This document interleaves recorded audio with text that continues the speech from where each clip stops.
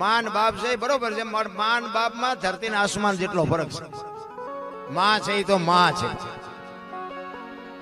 તમે જો માં જો ને, જન્મ માં આપે, 9 મહિના ઉદરમાં માં રાખે, એનો જન્મ આપે, લાલન પાલન કરે, ઉછેર કરે, મોટો કરે, ખવડાવે પીવરાવે, લીલામાં પોતે હુએ હુકામાં ઇનોવર મારો દીકરો મારો દીકરો મારો દીકરો કરે. અને માં દીકરાનો ઉછેર કર્યા પછી દીકરાની વાય નામ બાપાનું લાગે. બોલો, માનું લાગે? આ ખોટું નથી? મારા મતલબ પર મારા અંદાજ મુજબ મને એમ લાગે કે આની વાય માનું લાગવું જોઈએ.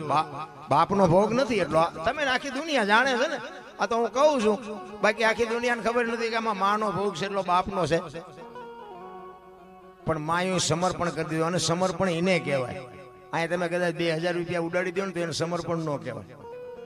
સમર્પણ તો એને કહેવાય કે મા બાપના ઘર છોડી દે, જન્મ ભૂમિકા છોડી દે, ભાઈ કુટુંબ છોડી દે, બધું છોડી દે, પારકા પોતાના કરે ને એનું સમર્પણ કહેવાય. બાપ જેથી લગ્ન કરે ને, હરફ કાંચડી ઉતારીને વિયો જાય, એમ દીકરી વહી જાય કે હવે આ ઘર મારું નથી, દીકરી કહીએ. અને 4 આંગળ જમીનમાં હગો ભાઈ હગા ભાઈ ઢીબી નાખે, એ ભાઈ એને સમર્પણ કહેવાય. માં છે ને એ માં છે. અને માં તમે જોવો ને, એની વાય બાપનું, એની વાય દીકરાની વાય બાપનું લાગે, માનું ન લાગે.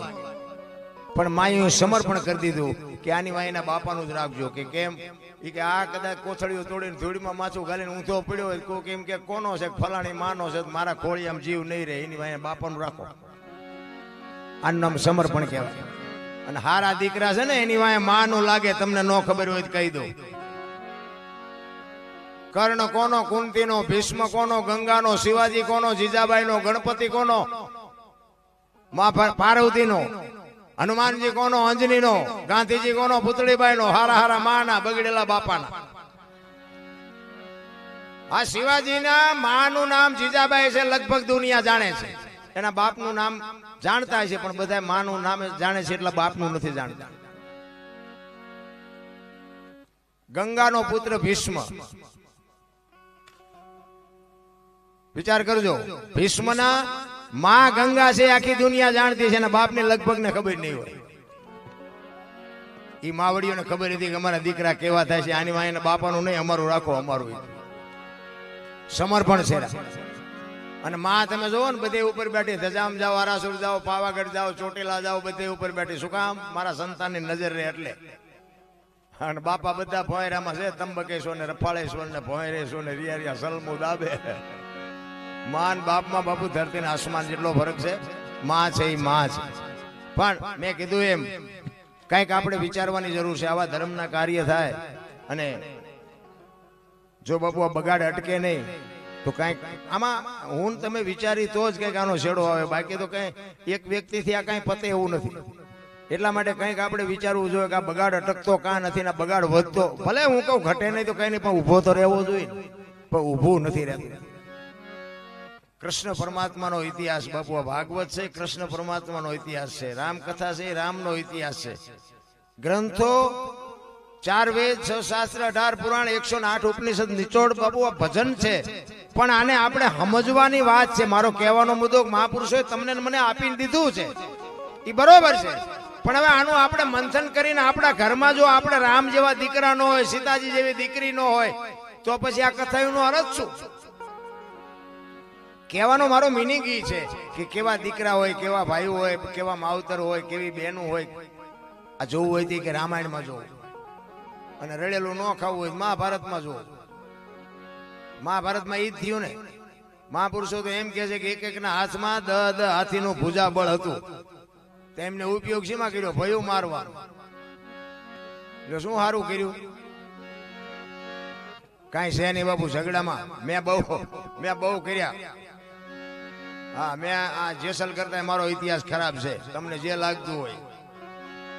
અને હું ખટારાનો ડ્રાઈવર હતો, 20 વર્ષ મેં ખટારો હાંક્યો. ખટારાનો ડ્રાઈવર તો 19મી કોમ નો કહેવાય. પણ આમણે મેં કીધું ને, સિદ્ધાંત બાપુ જીવનનો હોવો જોઈએ. હિન્દુસ્તાનના રાજ્ય જેટલા છે ને એ બધા જોઈ લીધા મેં. પણ કોઈ એમ કે દરબારે દારૂ પીધો તો પરમાટી ખાધી દીધી, 5 લાખની શરત મારીને આવજો, હું પુરવાર કરી દઈશ. બાપુ એવી ખુમારી જોઈએ મારો બાપ કોણ, મારું કુળ કયું, મારી ખાનદાની શું છે.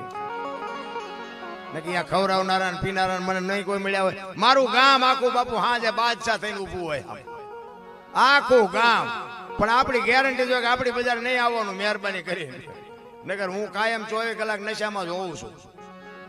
કહેવાનો મારો મિનિંગ એ છે કે તમને તમારા કુળની, તમારા ખાનદાનીની જો ખબર ન હોય, કુળ કોઈ બી હોય, સમાજ કોઈ બી હોય, કહેવાનો મારો અર્થ એ છે કે કાંઈક મા બાપના કુળની કે આપણા કુળની, આ સોલંકી પરિવાર છે તો અમે સોલંકી છીએ એમ તમે બાપુ ખુમારીથી ક્યારે કહી શકો? તમે રહ્યો એવી રીતે કોકના ખિસ્સા કાતરી, તમે પછી એમ કહો ભાઈ ખિસ્સું કાતરી લીધું, સોલંકીનો દીકરો ખિસ્સું કાતરી લીધું, એમ નામ રે? અરે કોક ભૂખ્યાને બાપુ પેટ ભરાવીને પછી એમ કહે હું સોલંકીનો દીકરો, રાંકાને કોઈ દી ભૂખ્યાને હું ખાવા ન દઉં, એવું બને ને એવી ખુમારી જોઈ રહ્યા.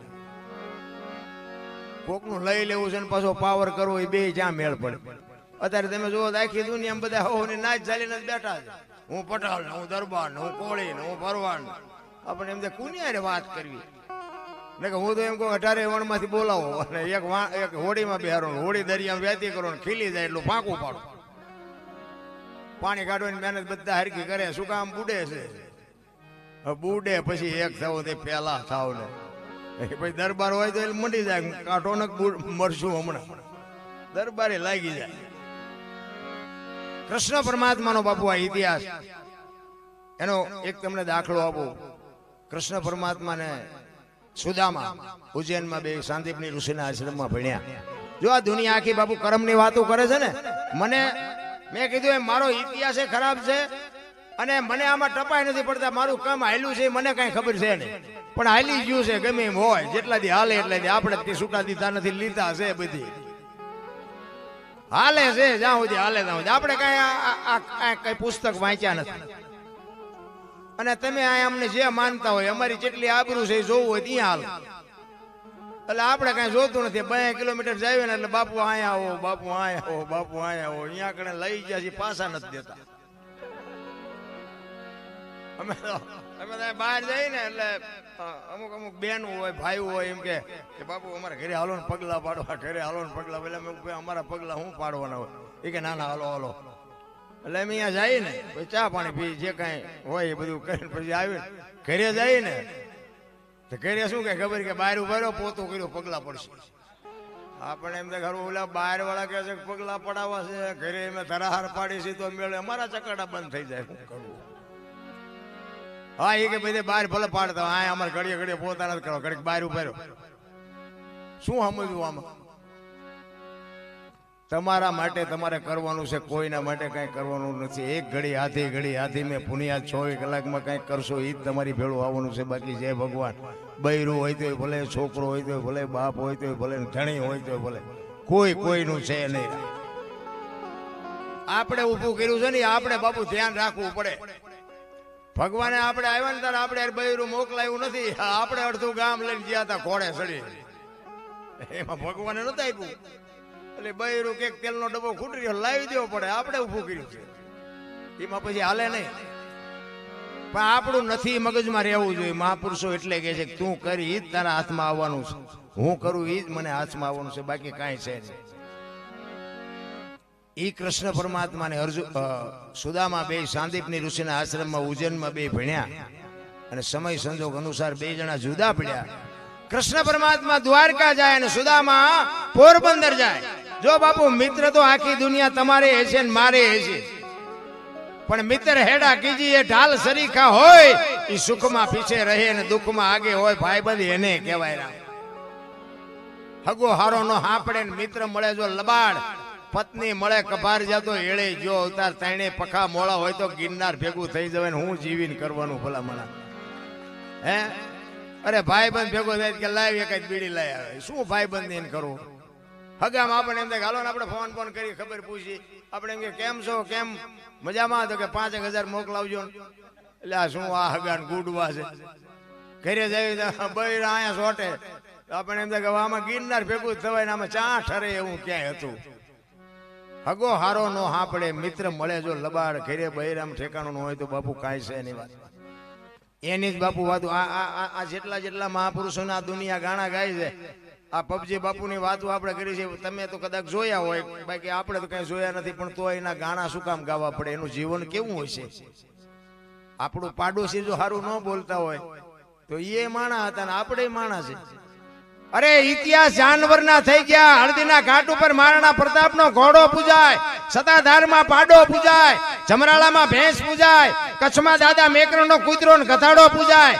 આપણને બાપુ કોઈ સારી રીતે સીતારામે નથી બોલતું. શું કૂતરા કરતા બે જ નથી. હે માણાનું જીવન મળ્યું છે ભલા માણા. હું તો એમ કહું અંધારી ઓરડી હોય એમાં એક ભેંસ ને બાંધો અને એમાં એક બસ ભરીને રજકો નાખો અને એમાં એક આંકડાનું પાન નાખો. આંકડામાં સમજો ને, આંકડાનું એક પાન નાખો અને પછી બારણું બંધ કરી દો. હવારે તમારે જોવું હોય જોઈ લેવાનું હોય ભેંસ બાપુ રજકો ખાઈ ગઈ છે, આંકડાનું પાન પડ્યું છે. એના ઉપર આપણને ખબર પડે, ભેંસને ખબર પડે છે કે શું ખવાય ને શું ન ખવાય. માણા નથી પડતી. બોલો માણા આપણને ખબર જ છે ને બધા માણા. ભલે હું આ તમને કઈ સલાહ દઉં છું એવી વાત નથી, પણ શું ખાય છે ને શું પીવે છે દુનિયા, શું વ્યસનમાં કેટલી આંધળી થઈ જશે આખી દુનિયાને કોને નથી ખબર. હું તો નગર એમ કહું કે આ ગુટકા ને ઓલા બધા જે કઈ જે આવે ને બધા કોથળીઓ ના જે આવતું હોય એ બધું તમે ભૂંડડા નાખજો. ભૂંડડા એક વખત ભલે પૈસા થોડાક થાય હું આપીશ, નાખજો. ભૂંડડું નથી અડતું એની વાયા આપણે તમે જુઓ તો પાગલ થઈ ગયા છે. અને પાછા એમ કે જાનવર જેવો, જાનવર જેવા થઈ જાવ તો જિંદગી સુધરી જાય એવું છે.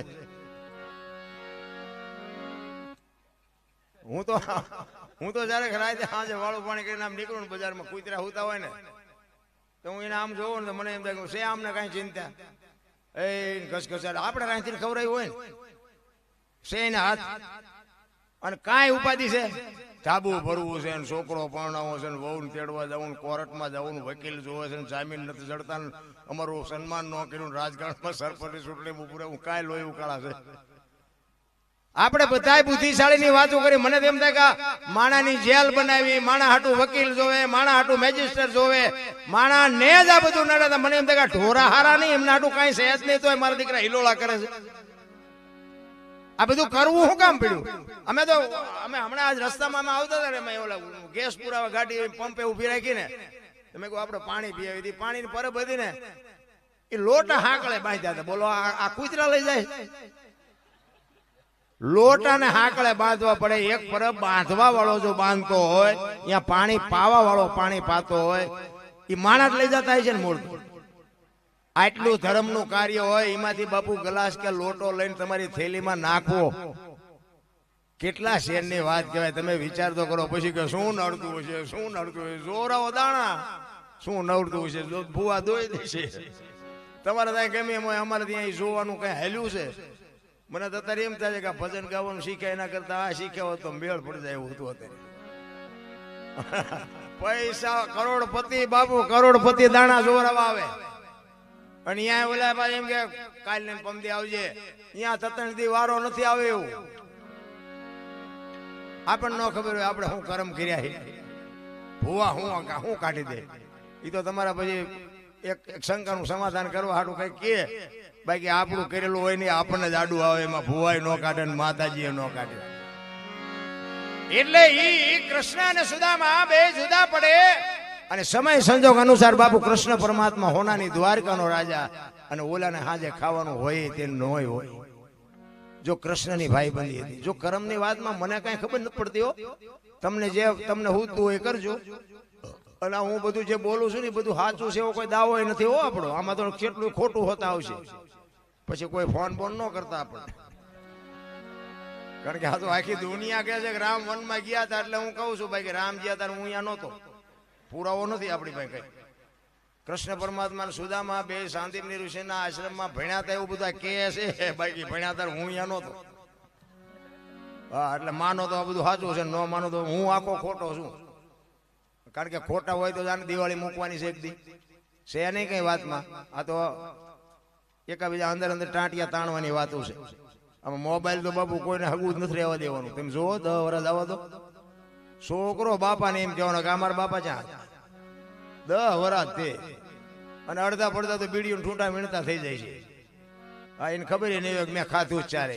આ મોબાઈલ તો દી ઉઠાડી દેવાનો. હા એ આપણી વાતો અમુક યાદ રાખજો. ઈ સુદામા ને બાપુ એમના પત્ની કહે છે કે તમારો મિત્ર કૃષ્ણ હોનાની દ્વારકાનો રાજા જાવ ને 2 મણ દાણા લઈ આવું ને છોકરા ભૂખ્યા ખાવું ખાવું કરે મરી જાય. સુદામો કે આપણી પાસે દાણા નથી, આપણા કરમ છે ને અહીંયા કે હોનાની નગરી છે એના કરમ છે. કે 2 મણ દાણા દે તો જિંદગી થોડી ઉતરી જાય. એ કે હું નથી માગવા જાઉં. કે પણ જાવ ને કઈ માગવું નહીં પડે, આ તમારા દરણ જોઈશે તોય ખબર પડી જાય છે. કરમની જો બધા વાતો કરતા હોય આપણે આખી દુનિયા રામ રામ રામ કરે છે. સીતાજી રામ ને પડીને આખી જિંદગી મારો દી ન હોઈ ગયો, શું કરમ હશે? રામ 14 વર્ષ વનમાં રખડ્યા, એમનું શું કરમ હશે? કૃષ્ણ પરમાત્માને ખબર ન હોય કે આ બેસ તો ભીલ મને બાણ મારશે ને ખબર ન હોય. 14 બ્રહ્માંડના અધિપતિને જો ભીલ બાણ મારી અને પતાવી દે તો એનું શું કરમ હશે? થઈ થાવીને થાશે એવો ત્રિકાળ જ્ઞાની મહાપુરુષ ગંગાનો પુત્ર ભીષ્મ છેલ્લે બાણની પથારીમાં હોવું પડે, એનું શું કરમ હશે? એમના દૂત આવે જેનું મોત હોય ને જીવ લેવા આવે, અને એ વખતે બાપુ ભીષ્મ એમ કે 6 મહિના પછી આવજે. પોતાનું મોત પાછું ઠેલી શકતો એવો સિદ્ધ પુરુષ, એવો શક્તિશાળી, એને છેલ્લે જો બાણની પથારીમાં હોવું પડતું હોય તો એનું શું કરમ હશે? આપણે જેટલાક ના બૂસ માર્યા છે એ જોવો તો આપણે નહીં ભોગવવું પડે? હા, મને તો કઈ આમાં બહુ કર્મમાં ટપા નથી પડતા. આ ભક્તિ કરે એવડાય દુખી છે, દુનિયાના કાંઠલા જાને લઈ લે એવડાય સુખી છે. એટલે હું તો આમાં આ તો બધું મેં મને વાત કરીને આપણું હાલ્યું છે તો આપણું હાલ્યું જાય છે એમના. બાકી આપણને કઈ ખબર સાચું છે ખોટું મારો રામ જાણે, બાકી હાલ્યું જાય છે. અને ભગવાન કઈક શક્તિ આપી છે. આ હમણાં આ ભાઈએ જે મને ફોન કર્યો ને, આ ભક્તિની વાત હું તમને થોડીક વાત કરું કે આ છે ને કઠણી છે, આ ભક્તિ નથી. અને આ કઠણીમાંથી હોરા નીકળવાની તેવડે હોય ને તો આ ધંધો કરો ને કરવો જ. ભક્તિ કરવી હેલી વાત જ નથી. આજ હું તમને મારા અનુભવનો વાત કરું કે આજની જે તારીખ છે ને, આજની તારીખ એ મારા અંગતમાં અંગત વ્યક્તિ બાપુ એક્સપાયર થઈ ગયું છે. આજ અહીંયા બાપુ બેસણું હતું. અંગત વ્યક્તિ, હું ખુલાસો કરી શકું એમ નથી. અને બીજી વાત એ કે આજ મારી 4થી રાત છે. સુરેન્દ્રનગર થી 250 કિલોમીટર થાય. કાલની તારીખ મારી અમરેલીની પાસે રૂપણિયા ગામ છે. આ 250 કિલોમીટર કાપવાનું છે, રાત ઉજાગરો કરવાનો છે. અમારે જે કઈ માંગ છે અમારે પૂરી કરવાની. તમે અમને બોલાવ્યા, જો ઈ અહીંયા ઘરે રહી તો તમે એમ કહો કે આ તો બધા ખોટા પૈસા દાદા આવ્યો હોય ને અહીંયા ભી આવી જાય. અને અહીં આવ્યા છે ને એટલે હવે અમારા સમાજનું સાંભળવાનું કે આ મોટો ભગતનો દીકરો ઘરે આવું બને તો તે હારા ગમે હાલ્યા જાય છે. બાપુ એવી હાવ હેલી વાત નથી, પણ જેની માથે વિશ્વાસ હોય ને, આ અમે વિશ્વાસથી હાલી છે. બાકી તો આ મર્યા એ પાછા આવવાનું, અમે અહીંયા રોકાણા હોત તો આવવાનું નહોતું. અને કદાચ અમે અહીંયા રોકાણા હોત તો તમે અમારું વાંકું બોલવાના હતા. આ આવ્યા એટલે ઈવડે વાંકું બોલશે, એટલે ક્યાં જવું? એટલે અઘરી વાત છે. 4 રાયતું 4 5 રાયતું ખેંચવી તો એને એમ નથી થતું કે 5 દી આના ઘરે શાંતિ રાખવી. હું તો ક્યારેક એકલો વિચાર કરું કે તારા ગાણા ગાવી છે, તું 2 દી તો જાળવતો હોય, મરવાનું તો અમારે છે, પણ 2 દી નો જાળવી.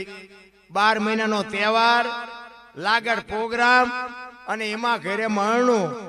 બાપુ આ તમારી શક્તિ નથી એવી મારી વાત નથી, પણ બાપુ આ જીરવું ની ઝેર કરતા ભૂંડું છે. ભક્તિ બાપુ એમ નામ જો અહીંયા કણે કઈક એવો પ્રસંગ બન્યો હોય ને તો તમે ફોન કરી શકો કે ભાઈ અમારે આવું બની ગયું છે ને તમે આવતા રહે. એટલે એમાં એમ તમને ન કઈ કહીએ. અને અમે જો કહીએ તો કે નો ચાલે, અહીં બોર્ડ સાપ્યા છે, માણસો ભેગા થયા છે, પૂંછડું છે, ઠોકડું છે. એટલે અમારું તો જ્યાંય નથી હાલતું. પણ એના ભરોસે બાપુ સવારામ કીધું, ભજનના ભરોસે રેજે, અંતે હીન રોપશે, અમર બીજક હાથ લાગ્યું એને કાળ કેમ લોપશે. કહેવાનો મરદ આ ભજન છે ને ભરોસો છે, તમને હોય કે ન હોય. બાકી એમ ભજન એમને સમજાય એવી વાત જ નથી. મુદ્દો જ મેન છે. ગણપતિનું માથું ભોળાનાથે કાપ્યું, આખી દુનિયાને ખબર છે. દીકરો ગણપતિ ભોળાનાથનો દીકરો, અને ભોળાનાથે કે માથું કાપ્યું અને હાથીનું લગાડ્યું. ફોટામાં જોઈ, મૂર્તિમાં જોઈ છે ને, તો હું એમ કહું છું કોઈ કાપ્યું ત્યાં જ નહીં પડ્યું હોય. હાથીનું શું કામ લગાડ્યું છે?